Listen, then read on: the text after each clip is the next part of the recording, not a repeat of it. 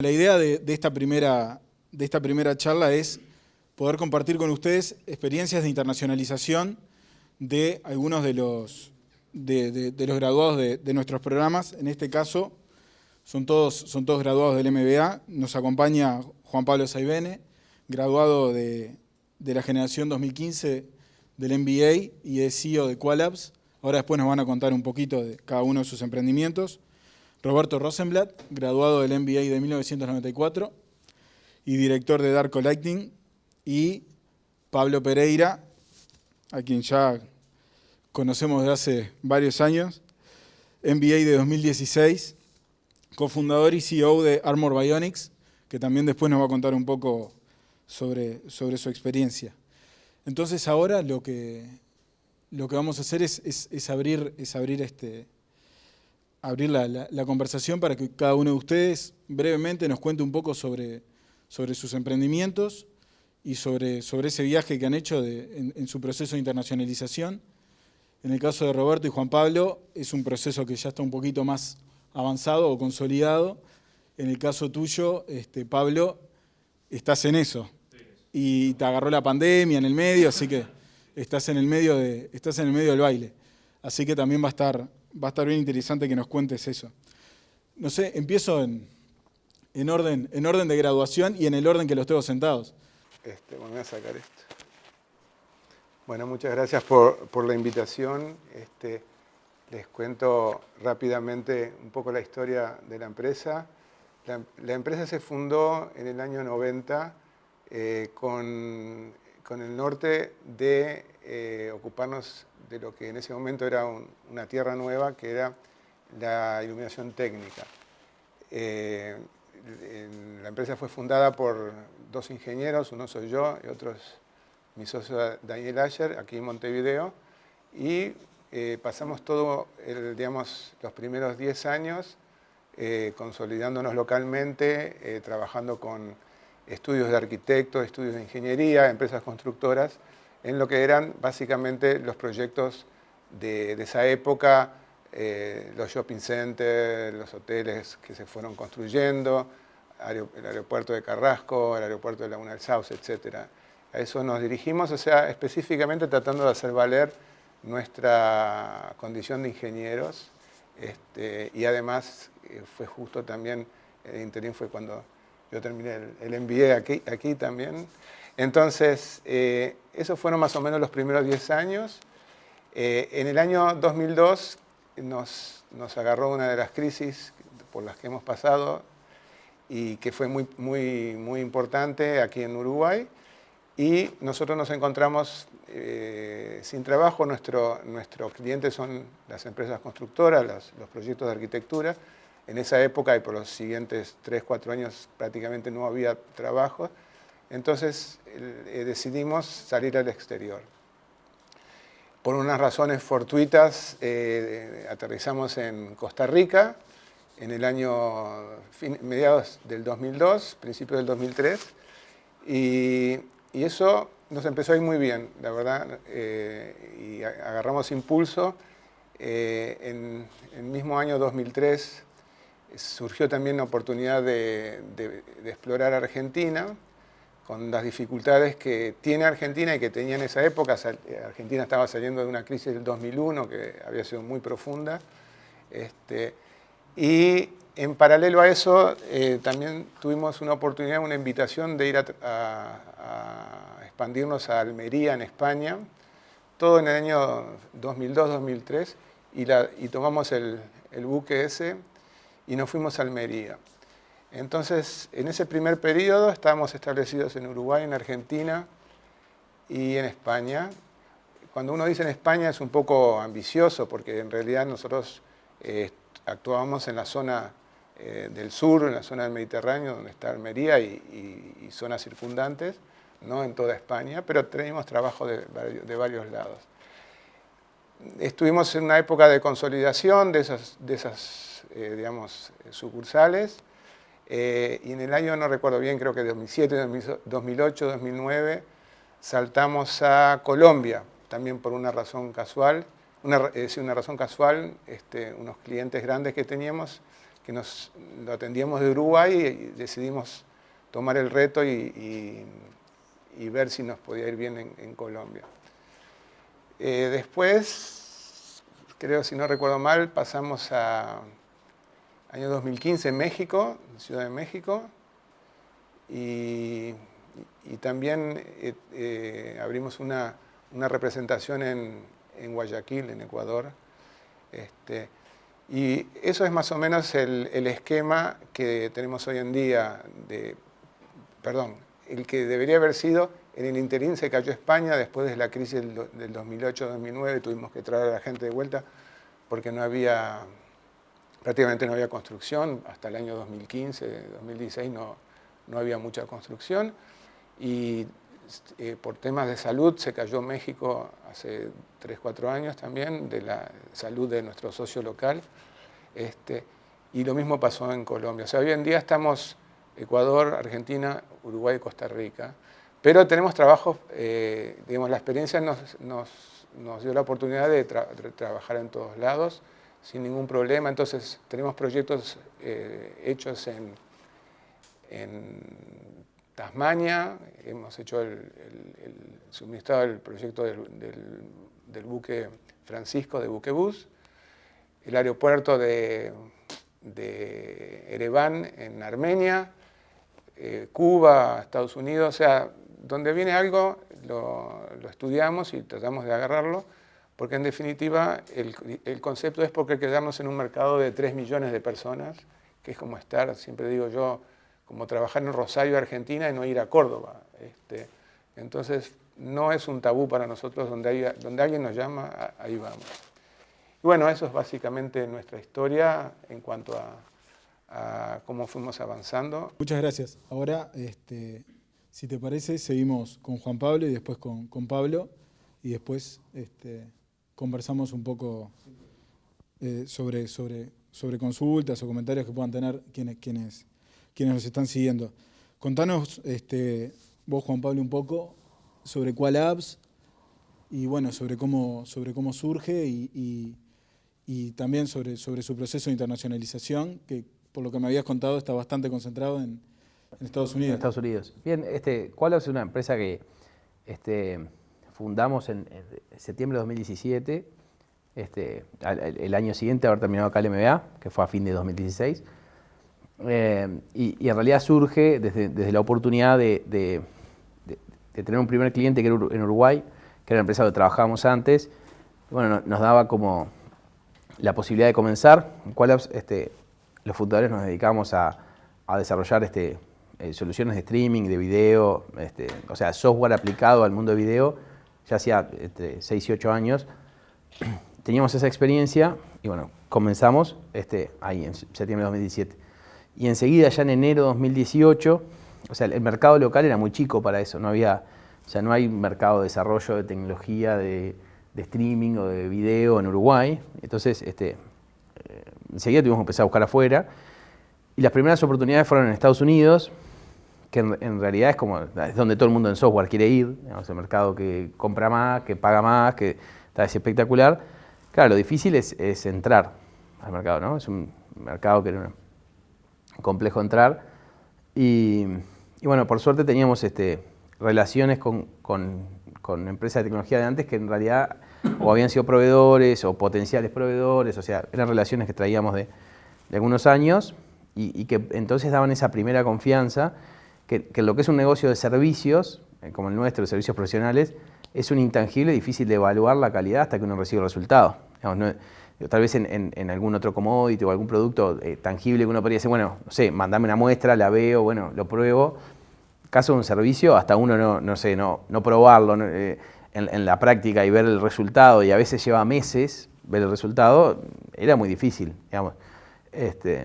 Y bueno, por suerte tuvimos un primer caso que confió y fue un proyectito, y después eso trajo otro y empezó a traer otro. Y bueno, en un momento dijimos, nos vamos a dedicar a esto. Y en Estados Unidos empezamos a encontrar, me habría encantado que hubiera sido que hubiéramos soñado con cuáles eran nuestros elementos diferenciantes y nuestra propuesta de valor. La realidad es que la fuimos descubriendo, fuimos viendo qué decían los clientes y qué bueno el horario, ¿no? Porque ustedes están ahí medio cerca de Europa, pero también cerca de Estados Unidos. Lo cierto es que Uruguay está en un time zone que está entre 1 y 4 horas de cualquier zona de Estados Unidos, pero en particular ellos son muy madrugadores, a las 8 de la mañana están laburando y ingeniero en Uruguay a las 10. Entonces, nuestra diferencia horaria era 1, 2 horas. Entonces nos dejaba muy bien en eso que Europa del Este e India competían muy mal, que es el hecho de no poder entregar en el día nada. O sea, es el hecho de que te pidan, de decir, bueno, mañana te contesto, porque ya están todos durmiendo cuando vos llegaste a laburar en Estados Unidos, ¿no? Y eso fue un elemento que por lo menos a priori nos diferenciaba por lo menos de esos otros mercados más económicos. Por supuesto que competíamos con todo LATAM, porque lo que pasaba en Uruguay también lo tenía Argentina, Perú, Bolivia, o sea, todos los países. Y tampoco hay muchas empresas haciendo esto, o sea, dedicadas a empresas de software en este nicho, y decidimos, bueno, nos vamos a mantener solo en video y no vamos a hacer nada más. O segmento, por si me llega a escuchar Luis Silva. Dijimos, nada, nos vamos a dedicar a este segmento. Vamos a dedicar solo a empresas de video. Si los piden e-commerce, CRM, CRPs, les vamos a decir a todo que no. Y al principio era durísimo, porque veías las oportunidades ahí y decías, no está tan mal. Pero bueno, el punto es que si no, caíamos en una bolsa mucho más comoditizada, mucho más difícil de diferenciarnos. Y bueno, pasó un año entero, perdón, pasó otro y ya veníamos creciendo a tasas del 60% anual, 70% anual. El año pasado con la pandemia, bueno, lo bueno es que nosotros ya con nuestros clientes laburábamos 100% remoto. Ya en abril del año pasado trabajábamos 100% para Estados Unidos. Nos hacía imposible trabajar para otros mercados porque en realidad los volúmenes que compra Estados Unidos y los precios hacen que cualquier otro mercado sea muy poco tentador en general. Y además como el profesionalismo que tienen para encarar el trabajo hace que sea fácil fluir. Lo difícil es entrar, y es cierto, digamos, yo lo pienso y si yo tuviera que ir a un mercado que no conozco, un país que desconozco totalmente, que no sea nadie, no tengo ninguna referencia, es realmente difícil confiar y tal vez decir voy a invertir estas decenas de miles de dólares en esto que no sé si... Y mucho peor que el dinero, el riesgo de che, ¿y si me roban el software? Si me roban la propiedad intelectual, yo le doy acceso a mi código y estos locos me lo roban, no sé, lo publican en internet, se lo venden a un competidor, yo qué sé quién es, lo voy a ir a perseguir a Uruguay. Esas eran las barreras como más grandes en este caso, porque claro, para poder hacer el desarrollo del producto tenía que haber acceso a lo que tenían, y esa es su propiedad intelectual. Por más que estés súper cubierto por las leyes en Estados Unidos, ¿cómo saben si te van a poder venir a perseguir acá? ¿Y cómo será la ley en Uruguay? ¿Los perseguirá Uruguay en esto? ¿O será un país muy poco confiable que tal vez si me afanan el código no los encuentro nunca más? Digamos, todas esas son incógnitas que en general se levantan. Y bueno, con el tiempo fuimos aprendiendo que lo mejor que nos puede pasar es mucho mejor que lo que nosotros escribamos o digamos en nuestro marketing, es lo que nuestros clientes actuales digan de nosotros. Y el hecho de estar en una industria específica hace que se empiecen a conocer entre los tomadores de decisión de nuestros posibles clientes. Al punto que este año, todos los clientes que crecimos, ninguno los fuimos a buscar. O sea, este año tuvimos 5 clientes nuevos y los 5 fueron, fulano me habló, me dijo que era bueno lo que hacían, y el otro fulano, y al final se conocen medio que entre todos, porque si bien es una comunidad bastante grande, digamos, es un universo grande, pero bueno, como chico también, digamos, chico comparado con el mundo, enorme como industria, ¿no? Y empezamos a encontrar que hay muy pocas empresas que hacen lo que hacemos nosotros. Hoy conocemos solamente 2 competidores directos así en Estados Unidos, también para el tamaño de empresas a las que vamos, ¿no? Por supuesto que hay empresas de software gigantescas que pueden ir a esta y a todas las industrias que quieran, ¿no? Digo, Globant podría posicionarse en la industria que quiera, como he dicho, porque tiene 20.000 personas, pero en general no va a atacar a los clientes que vamos nosotros, son empresas medianas. Aprendimos también que podemos ir a empresas entre 200 y 500 empleados de tecnología, porque también los volúmenes que compran tienen que ver con los volúmenes que podemos servir. O sea, si quisiéramos ir a venderle a una empresa que tiene 5.000 empleados, también dice, bueno, ¿tenés 200 ingenieros para vender? Porque tendrías que venderle un volumen que tenga sentido. Bueno, todo eso ha sido un proceso de aprendizaje. El año pasado aprendimos también que podíamos vender sin viajar, digamos, dado que todo el mundo pudo hacer eso. Nada, hemos tenido varios aprendizajes también del tipo de tomar de decisión que tenemos. Por ejemplo, es un estilo de venta muy, muy contrario al latino, que no quieren que les charles horas y les preguntes de fútbol y del clima, no les interesa, cortita y al pie, o sea, como ir aprendiendo eso che, no me la hagas larga, podemos cerrar esto, y hemos tenido procesos, ciclos de venta de una semana, empezar una charla un lunes y el viernes haber firmado contrato, o sea, de proyectos de varias decenas de miles de dólares, o sea, no es que son, o de cientos, o sea, son proyectos que uno podría decir, es una toma de decisión compleja, si están como las condiciones bien claritas, se cierra muy rápido. Claro, después tienes que tener como el tema de la velocidad para ejecutar, ¿no? O sea, valorar mucho el tiempo. Y es todo el proceso que hemos hecho de ir como aprendiendo de ese mercado. Y bueno, este año fue un disparate lo que crecimos, el doble de lo que proyectábamos crecer. Ese es nuestro proyectado para fin de año. Y claro, se empezó a volver una bola de nieve bastante grande. Pero bueno, nuestra experiencia, a diferencia tal vez un poco de la de Roberto, ha sido siempre con clientes afuera, comercializando afuera, pero siempre operando desde Uruguay. No operamos de otro país actualmente. Bueno, y contanos vos entonces, Pablo, Armor Bionics. Que la gente me pregunta, ¿qué es esto? Armor Bionics, ¿qué hace Pablo? Bueno, para contar lo que es Armor Bionics, lo que voy a hacer es, si me permitís, Juan Pablo, voy a usar como conejillo de indias, como demostración. Así que si imaginamos que Juan Pablo es un médico, es un cirujano que opera cardiopatías en niños, nosotros básicamente lo que hacemos es esto. Esto es un corazón de una beba de 8 meses que fue operada con éxito en Argentina. Básicamente el cirujano lo que hace en el modelo es planificar toda la cirugía, incluso si ahí Javier aprieta el modelo, es un modelo de goma, que incluso puede cortar el modelo, puede suturar el modelo. Entonces, para probar nuevas técnicas, para equivocarse antes, para hacer todo lo que necesiten, hacer de cuenta que sea la cirugía verdadera, lo hacen antes con el modelo y luego, cuando llega el momento, la cirugía es más eficiente. Entonces, el proceso de esto comenzó hace muchos años, 2013-2014, a raíz de un tumor que le apareció a la madre de mi socio, Bruno.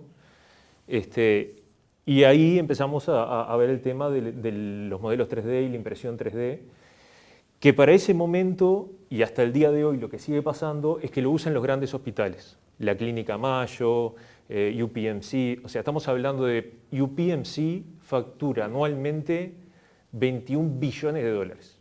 Entonces tienen un presupuesto infinito para tener un laboratorio de impresión 3D y de modelado 3D gigante, en donde le entregan cada vez que un cirujano va a operar, le entregan un modelo a las manos para que practique.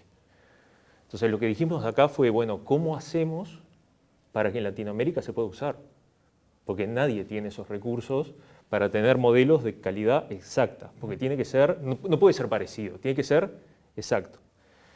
Y ahí lo que digamos fue una plataforma online, que la plataforma lo que permite es que cualquier médico en donde esté, en cualquier parte del mundo, cargue las tomografías o resonancias magnéticas, el modelo es generado digitalmente, se genera acá en Uruguay y luego lo enviamos a una planta a imprimir, que está en Nueva York, y es entregado a través de UPS en cualquier parte del mundo. Y eso lo podemos hacer en una semana.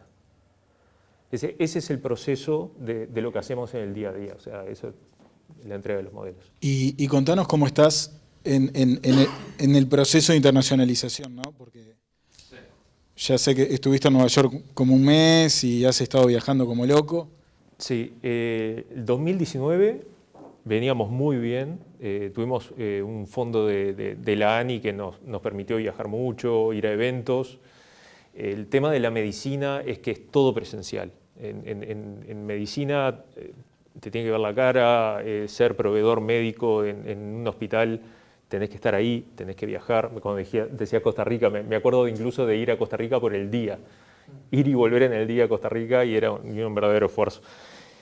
Y lo que sucedió fue que cuando llegó la pandemia se trancó todo, realmente se trancó todo, pero buscamos encontrarle el beneficio, o sea, la mejor parte. Y el beneficio que tuvo la pandemia fue que por primera vez los cirujanos empezaron a usar Zoom como nunca. O sea, el médico que normalmente es muy adverso a la tecnología y no le gusta usar la computadora, y está bien, y no tiene sentido. Parte de lo que nosotros hacemos es justamente eso, es evitar que el médico tenga que estar enfrente de una computadora para incluso, si quiere armar un modelo o algo, no tiene sentido que esté tantas horas, tanto tiempo al frente de una computadora. Entonces, lo que hacen todos los hospitales es outsourcear la generación de los modelos a nosotros. Como empezaron a entrar a Zoom, empezamos a hacer lo que contaba Juan Pablo. Empezamos a vender a distancia. Obviamente, durante el 2020 lo que sucedió es que todo lo que no era COVID, los hospitales no le daban prioridad. O sea, nosotros pasamos a ser el último orejón del tarro. Pero, como los cirujanos los mandaban a la casa a hacer cuarentena cada 15 días, no tenían nada para hacer en la casa.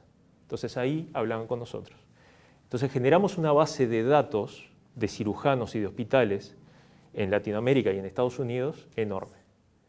Y ahora que está empezando a retomarse las cirugías, porque además nosotros trabajamos lo que son cirugías planificadas, no son las cirugías de urgencia, son las planificadas, que normalmente se planifican con un mes de anticipación y que fueron las que se atrasaron. ¿Ah? Y, por ejemplo, en Uruguay hoy hay más de 50.000 cirugías atrasadas. Son muchísimas cirugías. Y hay un estudio de Harvard Review que cuenta, o sea, que estudió justamente a finales del 2020 cuántas cirugías estaban atrasadas en Estados Unidos, y en general, contando todas las cirugías de columna, hay 1 millón de cirugías atrasadas en Estados Unidos.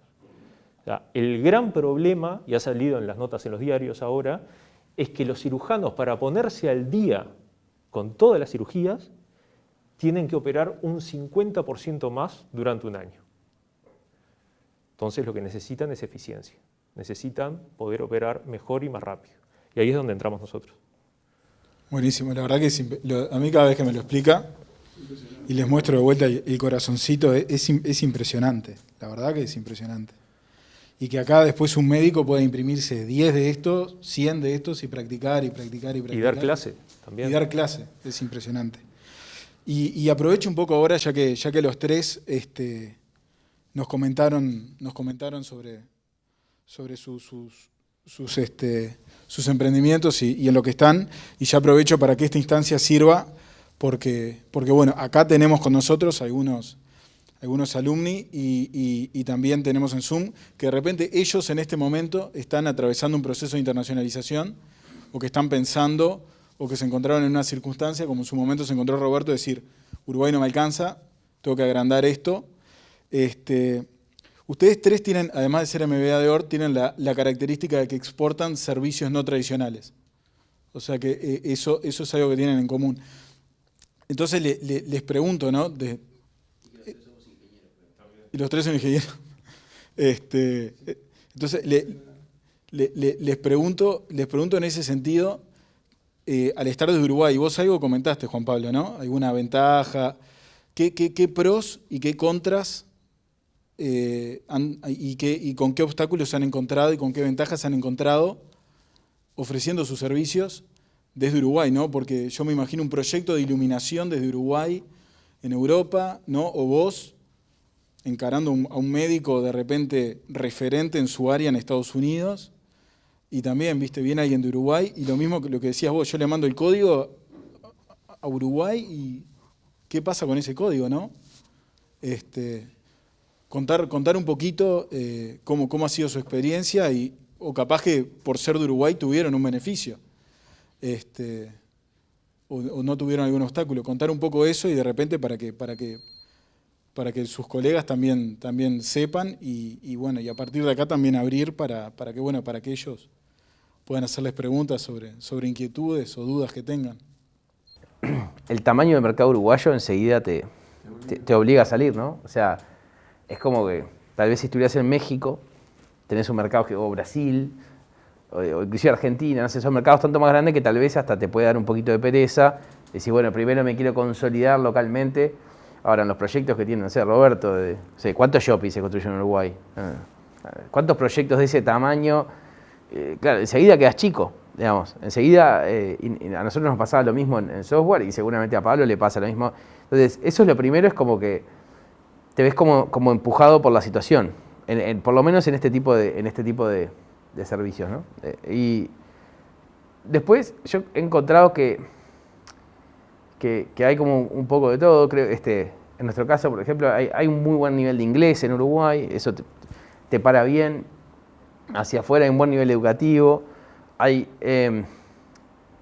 yo no me canso todo el tiempo en compartir en LinkedIn, sobre todo, que es la red que más uso, sobre la solidez que tiene Uruguay, institucional, digamos que más allá de como de los partidos políticos, es algo que se ha sostenido en el tiempo, que es un país con muchísima transparencia, que no hay, de nuevo, no marcando en contra de otro, sino bueno, resaltando, o sea, de nuevo, mostrarle al mundo, en general no lo saben, no tienen ni idea, nadie está pensando a ver si Uruguay es un país, no sé, que con bajos índices de corrupción, pero bueno, al ir mostrando eso es como que se empieza a encontrar, en el caso de lo que es servicios de IT, en la industria de IT, ir mostrando como el tamaño que tiene la industria, las empresas de la región que han elegido posicionarse acá. Nos ha pasado, che, ¿y ¿habrá tamaño en Uruguay para contratar? Mirá, le podés dar ejemplos de empresas que están acá, no sé, en el caso nuestro del software, y decir, bueno, todas estas que tienen este volumen están paradas acá. Y con buenos resultados. Tiene algunas otras contras, es un país más caro, Uruguay, proporcionalmente en la región, sobre todo en lo que es salarios, y entonces eso podría ponernos en un mal lugar competitivo, pero bueno, y creo que ahí está la clave de buscar segmentos donde puedas encontrar alguna diferenciación, porque si vas a competir más bien en costos, sí, está frito. Digamos, hoy Argentina está con costos muchísimo más bajos que Uruguay y tiene, no sé, 20 veces más mano de obra, entonces está difícil competir. Pero bueno, creo que eligiendo, los mercados son tan grandes que podés elegir, creo que la clave está en elegir algún segmento un poquito más chico, pero donde nos podamos parar mejor. Y después creo que es eso, es como estar atento a entender el otro mercado, ¿no? O sea, realmente es complejo, Estados Unidos no es lo que ves en las películas nada más, no sé, hay que ir como pisando suave. Nos ha pasado, por ejemplo, hoy es difícil, por ejemplo, es una pregunta tabú preguntarle a alguien si está vacunado en Estados Unidos. Y acá en Uruguay uno le pregunta a cualquiera, ¿y te pudiste vacunar? Qué bueno, y le preguntás a alguien en Estados Unidos y tal vez lo toma como una pregunta o muy personal, o hasta casi que política, digamos, por cómo está la coyuntura. Digo, por poner un ejemplo de un tema típico de conversación de una charla acá hoy, y nos ha pasado con gente que dice, mirá qué bueno, nosotros nos pudimos vacunar, y vos, es un tema personal. La verdad preferiría no entrar en mi intimidad. Wow. Y ahí te das cuenta que hay que pisar que hay diferencias, e inclusive lo otro, así como en Uruguay no es lo mismo el interior que Montevideo, y no es lo mismo Salto que Rocha, ni Paysandú, hay que tener que decir Estados Unidos, o decir Europa, o decir España. En realidad después empezás con muchos aspectos. No es lo mismo alguien en Nueva York que alguien en San Francisco. O sea, son como realidades distintas. Lo notás hasta en el ritmo de voz, la velocidad con la que llegan las reuniones. O sea, en Nueva York o en San Francisco las reuniones son de 15 minutos. Ya si te alejás un poquito, ya tenés reuniones de media hora, 40 minutos. O sea, tienen otra paz. ¿Viste? Los que están más en el mundo de la startup, super financiados y van a ese ritmo de crecer a 10 por año, no me da el tiempo para nada, todo apurado, pero y ahí empezás como a hacer doble clics e ir entendiendo un poco más del mercado, ¿no? Buenísimo. ¿Roberto?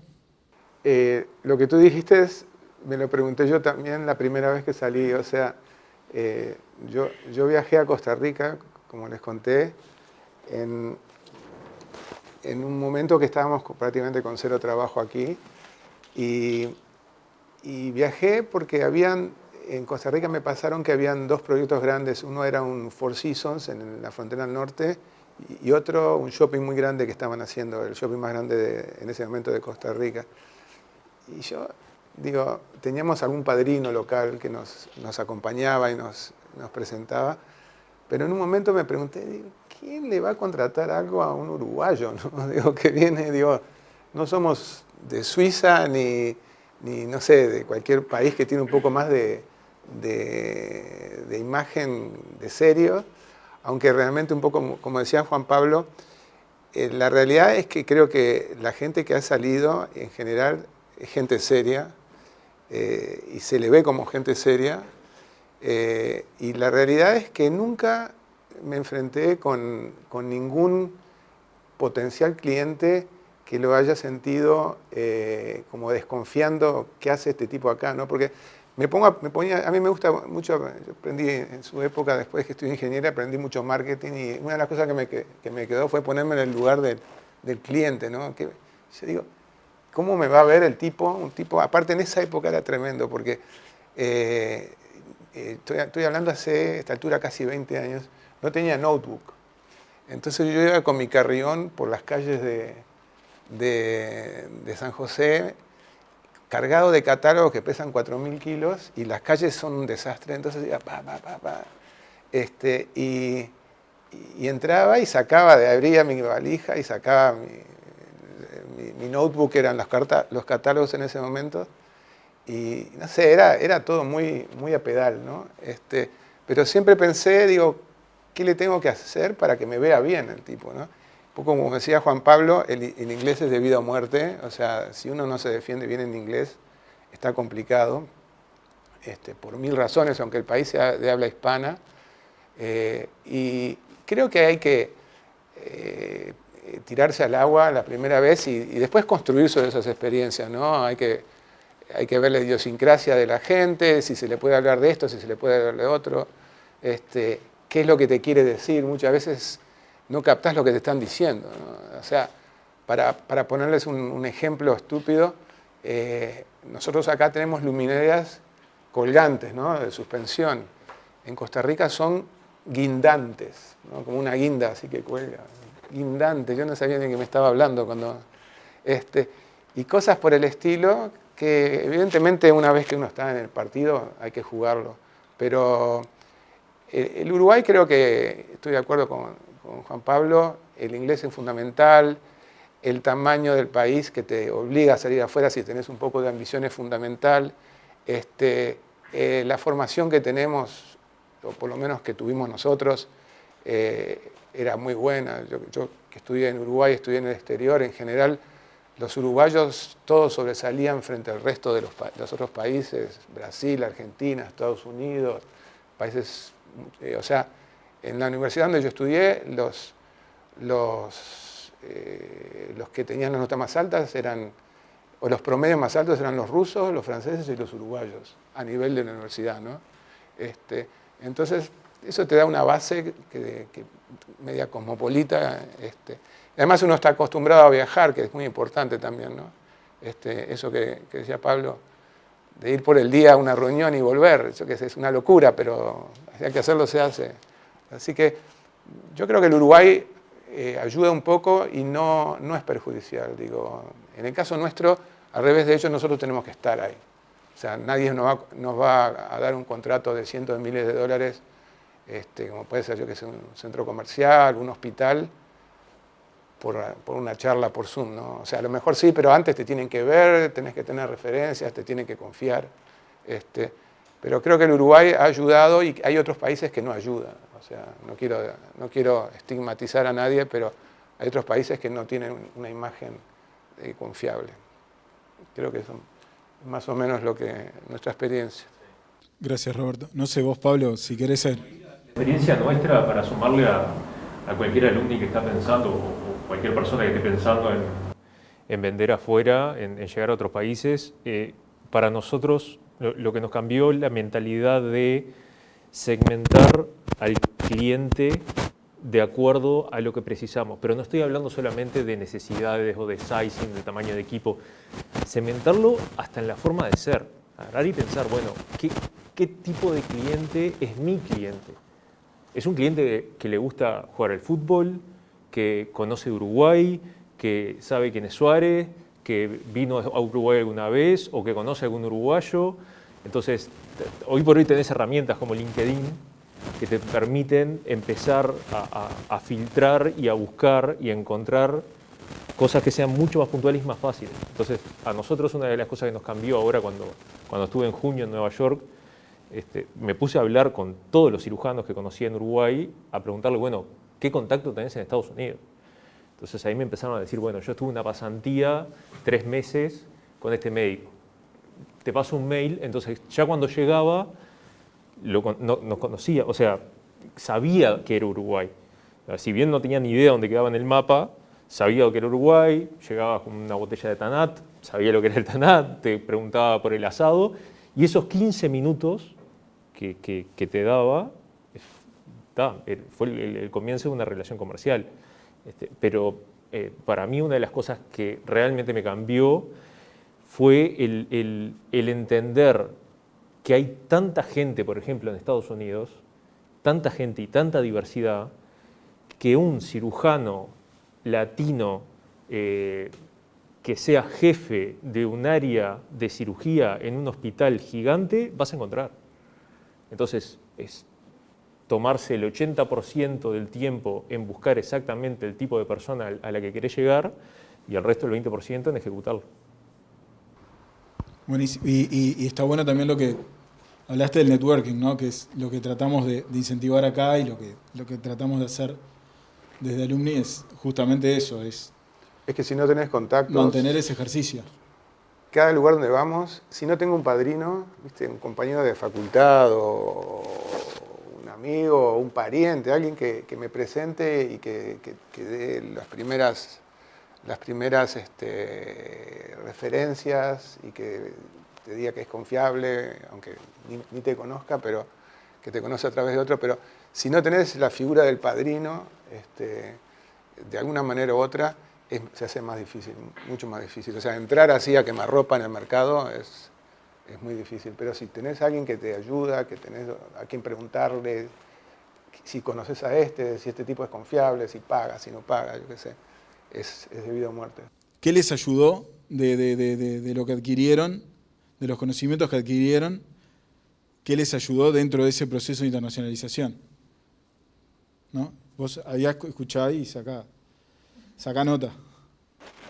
No sé, a mí, o sea, sin duda me ayudó porque mi carrera original era 100% técnica o tecnológica. O sea, yo básicamente soy ingeniero aeronáutico y nunca tuve a nivel de universidad formación en marketing, formación en administración, formación en liderazgo, un montón de cosas que sin duda cuando lo ves aquí en el MBA son de vida o muerte, porque tenés que entender un montón de otras cosas que no son solamente las partes técnicas, ¿no?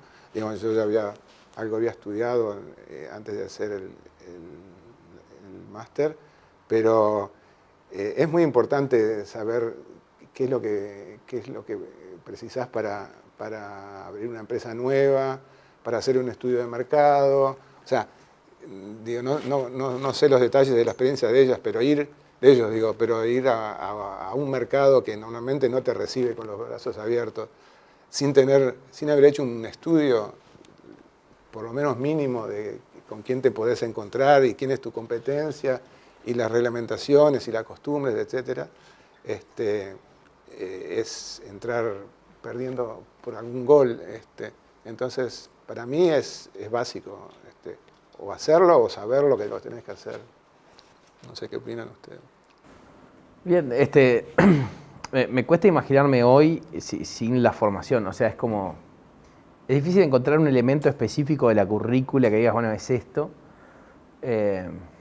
Y sí hay cosas con las que la tuve que complementar después, por ejemplo, con elementos de formación más comercial, porque bueno, también venía un rol, o sea, de una carrera muy técnica como una ingeniería en telecomunicaciones y después roles de técnicos y, o sea, me cuesta imaginar hasta el camino entero de la empresa, no solo el de la internacionalización.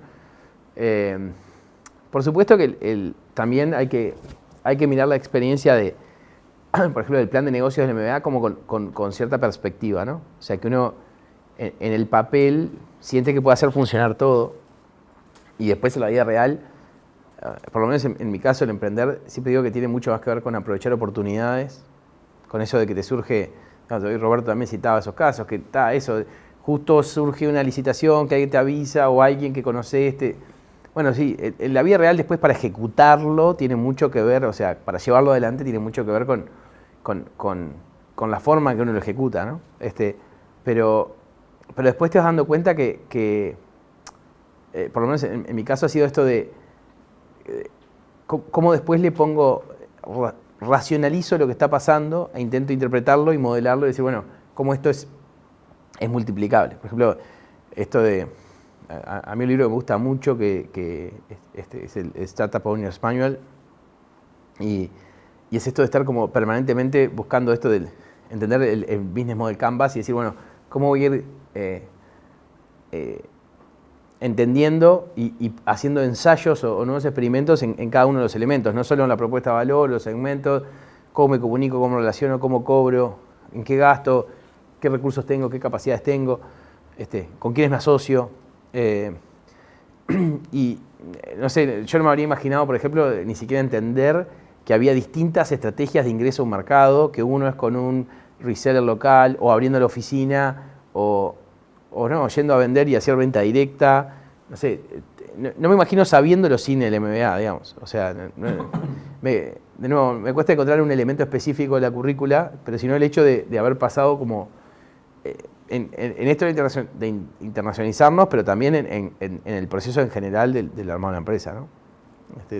Sí, me cuesta imaginármelo, creo que habría sido bastante más complejo. ¿Creías que hubiese sido más complicado? Sí, sin dudas. O sea, el MBA es como que es eso, como que concentraste 10, 15 años de experiencia en dos, ¿viste? O sea, es eso, como una inyección de experiencia de otros, ¿no? Todos los casos, todo lo que ves, toda la teoría. Seguramente haya gente que con los años de experiencia logre, tal vez hasta la misma formación, digamos, o mejor, no sé, pero es eso, es como un concentrado que le metiste un montón de horas más, como cualquier cosa que le dedicas 20 horas por semana durante un tiempo y bueno, te volvés mejor, pero por entrenarlo, ¿no? Es un músculo ahí de... Totalmente. Es eso. Pablo. Yo para Armor Bionics usé el MBA como consultoría. O sea, si vas a contratar cualquier consultoría con gente profesional que venga a la empresa a ver cómo mejorar las cosas, cómo llegar a distintos mercados, seguro te va a salir más caro. Entonces, básicamente lo que hice fue durante el MBA armar todo el plan de negocios, toda la estrategia de comercial, imaginar todos los escenarios posibles, que después pasa algo como lo que pasó el año pasado y te quedas corto, pero entender que eso es posible, que puede salir. Y durante el MBA realmente, o sea, atomicé a los profesores, los exprimí preguntándole cosas de todo, o sea, realmente lo usé para eso. Bueno, pero respondieron, porque Armor Sí, Bionics respondieron. ya está, tenemos el corazoncito acá. Acá lo tenemos. Pero respondieron. Tenemos, ¿cómo influyó la competencia local e internacional a la hora de implementar sus casos? La competencia, creo que los tres casos somos distintos en ese sentido, porque hay productos que son más convencionales, creo que lo que hacemos nosotros es más convencional que lo que hacen ellos dos. Por supuesto no conozco nada del tema ese, pero nosotros en cada país, cuando entramos, es claro que no somos únicos, no somos los portadores de la verdad revelada. O sea, tenemos gente, yo no diría que mejor que nosotros, aunque quede poco modesto, pero del mismo calibre que nosotros, muy seguramente. Con la contra de que son gente local, que tienen sus contactos local, que saben cómo moverse, que saben cómo presionar, etc. O sea, lo que pasa es que nosotros, como dijimos al principio, estamos acostumbrados a nuestro pequeño país de 3 millones y entonces nuestra competencia, lo que estamos acostumbrados de tener como competencia es algo muy restringido. Cuando uno se va, yo que sé, a Río de Janeiro, a San Pablo, a Brasil, la competencia es mucho más grande. O sea, yo una vez estuve con un fabricante italiano y le decía, me decía, o sea, yo me quejaba de que la competencia, y el hombre me dice, no, competencia, ¿qué competencia puedes tener? Tenés 4 competidores o 3 competidores. En Italia tenemos miles, dice, de competidores. Entonces, creo que, por supuesto que la competencia siempre la vamos a tener, o sea, es muy difícil tener un producto monopólico, ojalá lo encontrásemos, pero a esta altura, y con internet de por medio, es imposible. Pero yo creo que nosotros lo que explotamos en los primeros tiempos, primero en Uruguay y segundo en el exterior, fue que teníamos, creo que por nuestra formación y por nuestra historia, teníamos mucho viaje arriba, mucha feria arriba, y sabíamos muchas cosas que muchos locales no lo sabían. Hoy en día, con la internet tan popular, uno sabe todo en todo momento y sabe mucho más de lo que uno piensa o lo que puede necesitar. Pero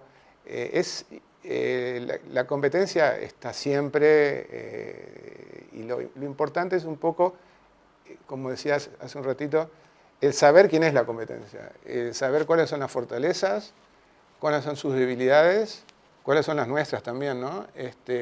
Y tratar de, un poco como estamos hablando recién, en focalizarnos y no tratar de abrir el mercado total, porque somos muy chiquitos, tenemos pocos recursos. Entonces, lo importante es crecer de a poquito y no agarrar una cosa monstruosa que nos entierre de golpe. Entonces, creo que hay que conocerla, hay que valorarla, hay que calificarla y después tratar de meter por los nichos que puedan haber para algo que para nosotros de por sí es grande, ¿no? O sea, en cualquier mercado que salgamos.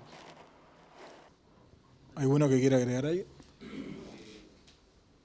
Sí, como dijo JP hoy más temprano, el foco en ser especialmente bueno en algo y mantenerse en eso para nosotros fue clave. Cuando nosotros entramos al mercado faltaban muchísimas cosas. No había una tecnología suficiente como para tener una impresión como de la calidad que tenemos ahora, pero nosotros seguimos enfocados en eso sabiendo que a futuro iba a salir algo. ¿Qué hizo nuestra competencia? Se abrió a muchas cosas, probando muchas cosas a la vez. Nosotros nos seguimos enfocando en eso. Tenemos competencia, la competencia más grande que tenemos hoy siguen siendo estos hospitales muy grandes que hacen inversiones, que todavía invierten en comprar computadoras, a contratar ingenieros, comprar impresoras 3D, comprar software.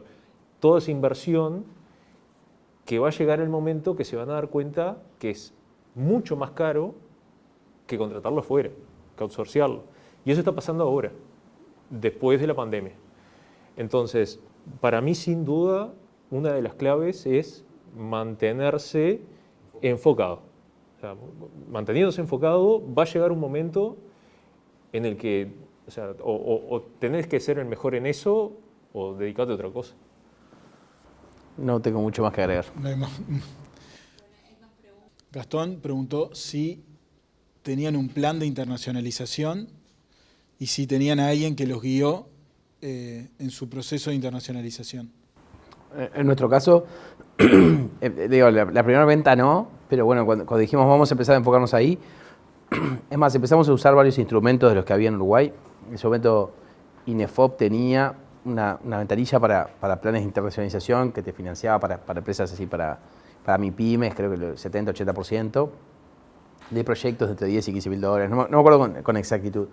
Pero bueno, era una inversión de poner, en nuestro caso, de poner nosotros, yo qué sé, 4 o 5 mil dólares y INEFOP ponía 10. Fue nuestro primer caso contratando una consultoría. Si tuviera que decir qué es lo que mejor sacamos de ese plan, creo que de ese plan no hay nada que efectivamente, digamos, hayamos seguido paso 1, 2, 3, 4. Primero fue el hecho de haber puesto foco en tener esa discusión. O sea, decir, tengo que tener uno. No es, o sea, y entonces me tengo que hacer preguntas. ¿Me quiero dedicar a esto? Entonces, ¿qué dejo afuera? ¿Por qué lo voy a hacer? ¿Cuál es nuestro propósito? O sea, que a veces uno lo ve como que podría ser gastar el tiempo y uno nunca lo tiene el tiempo. ¿Por qué no? Pero justo tenemos este proyecto y tenemos que hacer esto. Bueno, el hecho de decir, no, tengo que armar el plan, tengo estas reuniones semanales y ya la agendé, tengo que darle bola 2 horas. Pero bueno, cuando uno le dio bolilla 2 horas ese tema y después te quedó el deber de esta semana, bueno, tenemos que traer para la semana que viene cuál va a ser el plan de recursos. No es que tengas que tener la mejor respuesta de lo que va a hacer, ese hecho que tengas que hacer una, porque por lo menos pasaste por el momento de preguntarte cómo hacerlo. Eso fue lo primero. Y después aplicamos con ProExport, que tenía Uruguay 21 antes, aplicamos a 2 fondos distintos. Primero uno que se llama Eventos y Misiones, que creo que eran de $3.000, no reembolsables, y después hicimos un ProExport Plus de 1 año, que creo que eran 15.000. De nuevo, más allá de lo económico, creo que lo económico no es lo que nos hacía la diferencia del negocio. A nosotros lo económico lo que nos hizo es como poder invertir más de lo que pensamos invertir. Por ejemplo, decir, bueno, vamos a hacer el viaje, bueno, pero podemos financiar o algún viaje más, o que vaya otra persona y entonces la empresa ya iba a pagar el viaje para uno, pero vamos a 2 y lo aprovechamos desde otro ángulo. Y también para presentarte ahí tenés que entrar tenés que elegir, bueno, a qué mercado vas a ir, por qué vas a ir a ese mercado, con qué propuesta vas a ir. Y de nuevo, creo que eso te obliga de nuevo a ser ordenado. Vamos a decir, bueno, vas a seguir un proceso y nos ha ayudado mucho a ordenar la cancha. Así que fuimos con un plan.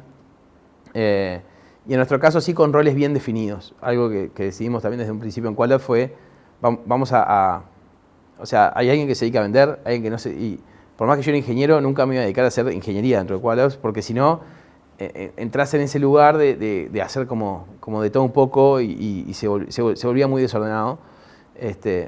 Y también animarse como a probar cosas. Me acuerdo cuando empecé a trabajar en esto, bueno, vamos a empezar a trabajar en esto de LinkedIn, empezamos a hacer por yo hacer unas actividades que eran unos meetups, hay una comunidad bastante grande de developers de video en el mundo, unas 6.000 personas que hacen meetups a lo largo del mundo. Dije, vamos a hacer en Montevideo, y quedó cool porque además Montevideo y video en el nombre, y les encantó a todos. Hicimos stickers que tenían un matecito, todos copados, no sé, mandamos a imprimir 200 stickers en la conferencia, que los dejabas tirados ahí, todos copados con el matecito.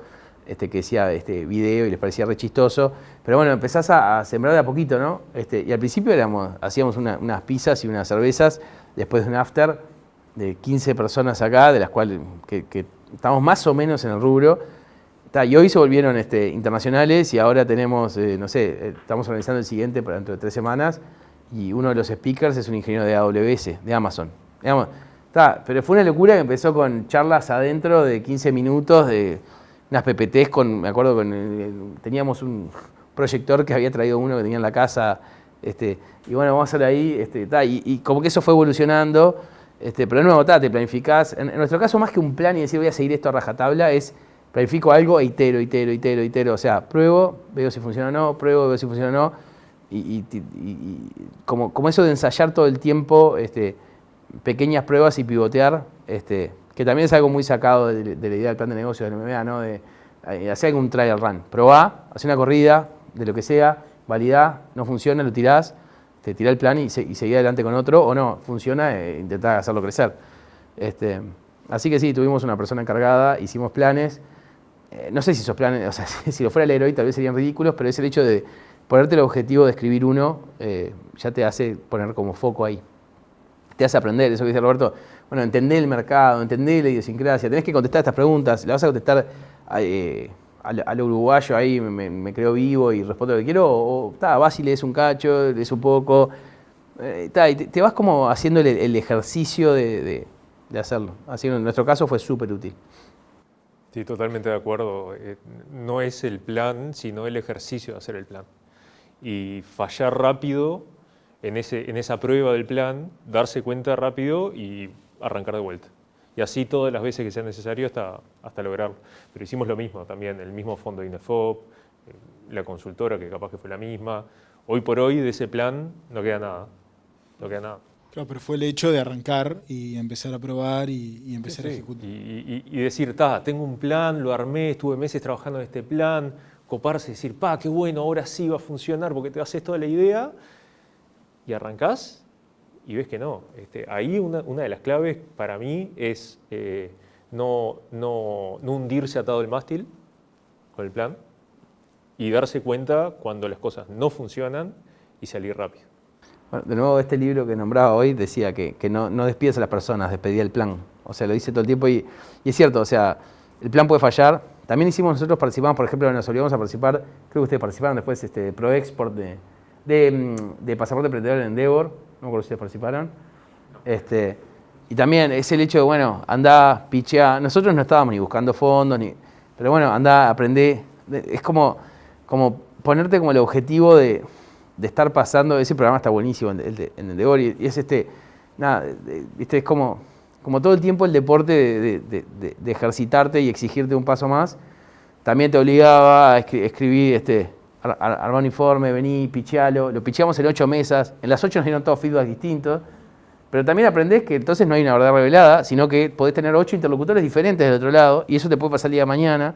Y entonces es mejor salir y conocer el speaker que va a salir del otro lado y qué le interesa primero, si la propuesta de valor, si el gancho, si lo que vendés, si tu tasa de crecimiento, si las personas detrás. No sé, a todos les gustaba algo distinto.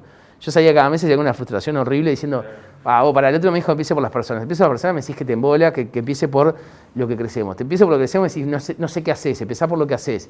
Bueno, hago esto, pero no, empezame por el problema y a quién se lo resolvés. Van 7 que me dicen todas cosas distintas. Y bueno, sí, en el mundo hay 7.000 millones de personas y todas piensan distinto. Entonces, aprendés más bien a esa gimnasia y nada, y te haces ese pitch cortito, lo aprendés porque lo dijiste tantas veces.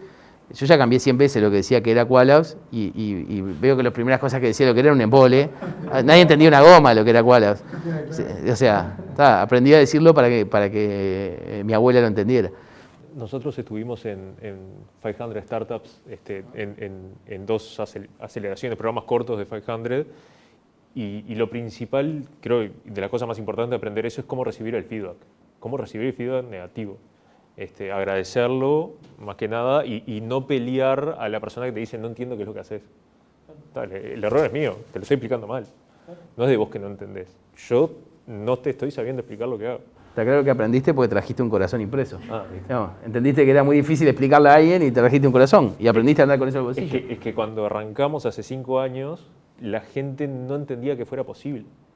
Decía, pero ¿cómo que lo materializás? Sí, es real, pero ¿y cómo que es igual? ¿Y es del mismo tamaño? Sí. Entonces ahora viajo con un modelo y lo más complicado es pasar por la aduana. Yo soy testigo de que Pablo viaja con eso, porque un día nos juntamos para almorzar y estábamos almorzando y me sacó el corazoncito así.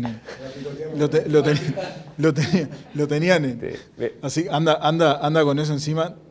Viajamos con una valija así anda grande, preparado. con columnas, con un cráneo, con maxilares, con de todo. Claro, pasás por aduana con eso y no entienden. Es complicado. Sí. Es complicado. Mirá que el cráneo de mentira, ¿no? Claro. No sé si querés agregar algo. Yo quería agregar algo así porque yo personalmente he hecho... Soy muy hincha de los planes de negocios, o sea, y soy muy meticuloso con eso. Entonces, nuestras experiencias, que han sido varias, yo qué sé, 7, 8, 10, en general, la primera, que fue como les conté hoy, la de Costa Rica, yo no recuerdo si hicimos algo muy formal, pero a partir de la primera, sin ninguna duda, o sea, normalmente tengo como rutina, me escribo mi índice, como decir, bueno, la definición del negocio, la definición del mercado, a quién apuntamos, quiénes son los clientes, quiénes son la competencia, el presupuesto, flujo de caja, etcétera, etcétera. O sea, tengo todo ese índice que lo voy mejorando proyecto a proyecto, pero una vez que tengo el índice, empiezo a escribir. Empiezo a escribir abajo de cada título, escribo durante meses, durante semanas, meses, porque normalmente nosotros no vamos solos, en general tenemos socios locales, y tenemos que estar de acuerdo en una cantidad de cosas, aunque más no sea con el presupuesto, con el capital de trabajo, etcétera, etcétera. Entonces, mi experiencia es que cada vez que me pongo a escribir de algo, por ejemplo, yo qué sé, quiero entrar en Perú, entonces, tamaño de mercado. Entonces tengo que empezar a averiguar quién está, quién no está, cuánto vende, cuánto importa, un montón de cosas. Y cuando llego a tener 15, 20, 30 hojas escritas, sé mucho del tema. O sea, me doy cuenta de que me siento no fuerte, pero que creo que tengo algunas potencialidades para poder opinar o para saber si vamos o no vamos. Si hay que poner $200.000, hay que poner $100.000 o lo que sea. Si voy a tener un socio, tengo una proyección, si el tipo me lo valida, bueno, este negocio va a valer tanto en tanto tiempo, y vos tenés que poner tu cuota aparte del negocio. Entonces, para mí el ejercicio del plan de negocio hoy en día es de vida y muerte, y me ha pasado de todo. O sea, me ha pasado de planes de negocios que me han ido bien, nos ha pasado de planes de negocios que un desastre. Como les conté al principio, hemos estado en países que hemos hecho terrible plan de negocios y nos fue horrible, por las razones que sean, que no estaban previstas. Pero a mí siempre me quedó un dicho que me lo dijo alguien que ya ni me acuerdo ni quién era cuando yo trabajaba en otro lado, que me dijeron que un mal presupuesto es mejor que ningún presupuesto. Entonces, tratamos de hacer algo para poder saber dónde nos metemos. Hace un par de años estuve hablando con un amigo que había ido a poner su empresa en Asunción, en Paraguay. Y era fantástico. Digo, la verdad que no hablé mucho más de eso. Un año más tarde me lo encuentro y le digo, ¿y cómo te fue? Mal, me dice, la verdad que nos vamos a cerrar y nos vamos a volver de vuelta. Me di cuenta que tenía que haber sabido algo del mercado. Bueno, está bien, eso. Entonces, para mí yo creo que ir a un lugar, a no ser que sea la primera experiencia y uno esté tratando de, un poco lo que hablamos, de tirarse al agua y ver la cosa, pero ir a un lugar sin tener las bases, las reglas, saber quiénes nos van a acompañar, quiénes nos van a enfrentar, etcétera, me parece que es suicida hoy en día. Sí, a mí me parece que sería como un acto como de pereza. O sea, el hecho de pensar que todo esto lo podría haber sabido antes, porque hay tantas cosas que no voy a saber, digamos, porque después cómo te va a ir con tal cliente, tal negociación, tal, o sea, todo lo específico va a surgir y seguramente tenga mucha incertidumbre que uno no puede saber a priori, ¿no? Pero todo lo otro que podría saber, quiénes son los competidores, qué tamaño tienen los clientes, cuáles son sus procesos de compra, decís, no te costaba nada laburar esto, o sea, ¿para qué vas a venir a perder el tiempo? Aparte es divertido, yo que sé, a mí me divierte. A mí escribir personalmente me da muchísima pereza, sí, digamos, pero me tomo el ejercicio a veces de escribir las hipótesis, sobre todo porque si no uno tiende a autocomplacerse. Con pensar que lo hiciste bien, pues claro, no tenés contra qué comparar, entonces seguramente lo hiciste bien. Eso pasa, porque a veces da tanto trabajo que ya te empezás es como tener un hijo, ¿no? Y te empieza a parecer que tu hijo es el mejor de la clase y es un capo, el tipo, y a veces te estás engañando porque te estás haciendo trampa, estás suponiendo una facturación, por ejemplo, que no sabes de dónde la sacaste, ¿viste? O que estás siendo demasiado optimista. Entonces precisas una contraparte de alguien que te pegue algún golpe también. Pero sin duda las dos cosas son muy importantes, porque si no, es suicida muchas veces. Es tirar plata. Si pueden contar, ¿cuáles son los planes para el año que viene? Arranco, bueno, primero que nada, como decía hoy, ayudar a los cirujanos, a todos los médicos en esta tarea que les toca, que no solo hay un atraso de cirugías que es brutal, sino que hay un atraso de diagnósticos, porque toda la gente que se tenía que hacer los chequeos de rutina durante este año, no fue a hacerse los chequeos de rutina. O sea, anualmente en Uruguay hay un promedio de unos 300 diagnósticos de cáncer, y este año nadie se fue a hacer los chequeos. Entonces, para los años próximos va a haber un aumento de casos que va a estar por fuera de lo que es el diagnóstico de cáncer normal anual. Luego, eso por un lado, o sea, primero que nada los clientes, eso hay que ser centrado en los clientes todo el tiempo. Y luego, con respecto al ecosistema, hoy por hoy, este año, para finales de este año van a estar haciendo IPO 3 empresas grandes de impresión 3D, que nunca antes se había dado que entraran las 3 al mercado, a pasar a ser públicas, por lo que hay una guerra y una puja de a ver cuál va a ser el Amazon de los servicios en la nube de impresión 3D. Tenemos que estar muy atentos para ver qué vamos a hacer en ese ecosistema que es sumamente dinámico y que hoy por hoy nadie sabe qué es lo que va a pasar. Entonces, esas son las dos puntas que estamos trabajando. Nosotros firmamos un contrato hace un par de semanas con la empresa Shapeways. Shapeways es el proveedor de impresión 3D más grande del mundo. Imprimen por día unas 8.000 partes de todo. Y hoy por hoy tenemos un contrato que ellos son los que en Estados Unidos y en Holanda imprimen los modelos nuestros. Veremos qué pasa. Primero los clientes, primero los cirujanos, crecimiento comercial, por supuesto, lento pero seguro.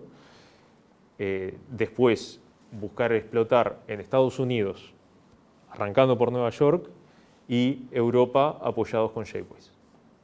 Nosotros estamos en este momento de que venimos de haber crecido en un cuatrimestre medio que lo que pensábamos crecer en el año. Entonces nos hizo repreguntarnos un montón de cosas de estrategia que pensábamos. O sea, juntamos un par de años en uno. Entonces, nada, ahora estamos, justo hicimos hoy el kickoff de la planificación 2022, de ver cómo, en principio, de cómo sostener y consolidar, digamos, porque no hay que dar nada por sentado. Y después, bueno, cuál va a ser el siguiente paso en la estrategia, si realmente queremos, no sé, duplicarnos el año que viene o no. O sea, estamos en esas preguntas también el crecimiento ha sido bastante acelerado, y entonces nos hace cuestionarnos si lo vamos a poder sostener, o en algún momento nos vamos a dar cuenta que no, que es un disparate. Para hacer una idea, hace no sé, 3-4 meses que entra todas las semanas al menos una persona del equipo. O sea, a ese ritmo, 1 o 2 todas las semanas. Y entonces se ha vuelto, no nos está pegando ahora, pero nunca sabemos, así que estamos muy atentos. Pero bueno, nada, con ganas de sostener, digamos, y capitalizar, y sostener la agilidad, haciendo mucho hincapié en generar estructura, digamos, y procesos ágiles de gestión que nos permitan acomodarnos a esas tasas de crecimiento. En el caso nuestro, no tenemos ningún plan específico en este momento para aumentar nuestra presencia internacional. Realmente estamos siendo muy precavidos en las bases que tenemos. Particularmente estamos en Argentina y estamos vivos todavía, lo cual dentro de lo posible estamos tratando de subsistir en ese mercado hasta cuando algún día pasen las crisis de Argentina, que nunca va a pasar. Y bueno, creo que en este momento la estrategia es consolidar el equipo local, que sin ninguna duda a partir del equipo local saldrán las nuevas ramificaciones, por lo cual yo creo que soy el único que está particularmente tratando de atender digamos, requerimientos del exterior, y lo hacemos desde aquí. O sea, el moverse a un país, el implantarse en un país, es una movida muy fuerte, que requiere gente muy especial, gente que digamos, que lidere el emprendimiento, y esa persona o esas personas tienen que saber de temas técnicos, tienen que saber de temas financieros, de temas de manejo de personal. O sea, se requiere una persona multipropósito, y realmente en este momento los tenemos todos ocupadas, por lo tanto tenemos oportunidades a trabajar en el exterior desde aquí. Esta semana me vino un pedido de una empresa española para una cotización en un proyecto en República Dominicana. Lo mandé a la gente de Costa Rica, que parecía lo más lógico. La gente de Costa Rica no lo podía agarrar, lo agarré yo, y estamos bien. O sea, y lo mismo con proyectos en Perú y con proyectos en Ecuador. Pero desde acá, por el momento, desde acá, porque el mayor insumo que tenemos es la gente, y la gente para hacer este tipo de emprendimiento no se encuentra en la ferretería. Entonces, cuando tengamos a alguien apropiado, bueno, lo tiraremos al agua a ver cómo sale. Particularmente en sí, a nosotros nos da lo mismo cualquier país. O sea, en su momento tratamos de ir a Irlanda. Estuvimos viendo, después era complejo y no salió, pero nos da lo mismo. O sea, lo que tenemos que tener una serie de requisitos que se cumplen y después, hace como 4 o 5 años tenía el glamour de hacer una empresa en Cuba. Pero simplemente por desafío, y entonces empezamos a armar el plan de negocio y no había cómo armar una empresa en Cuba. No había forma de encontrar cómo se armaba una empresa en Cuba. Pero, digo, ese tipo de cosas, cuando hay una persona que tenga el know-how, la preparación y la voluntad y la capacidad, digamos, de bancar presión, ya es el primer paso. Pero por ahora, hasta acá quedamos y trabajaremos desde aquí. Igual el 2022 los va a encontrar entretenidos a los tres y con trabajo, así que... Siempre entretenidos. Entretenidos van a siempre. estar. Así que bueno, yo creo que ya vamos a aprovechar para ir cerrando. Me llevo entonces como conclusiones que hay que enfocarse en la propuesta de valor que tenemos, hay que conocer a nuestro interlocutor, hay que tener un plan, hay que conocer el mercado, hay que animarse, hay que laburar un montón y no ahogarse agarrado al mástil. Esa es la más importante. Fire the plan. Bueno, les quiero agradecer a ustedes, primero que nada, por su tiempo, por venir, por volver a la facultad, por acompañarnos en esta primera instancia. Muchas gracias de vuelta y un placer.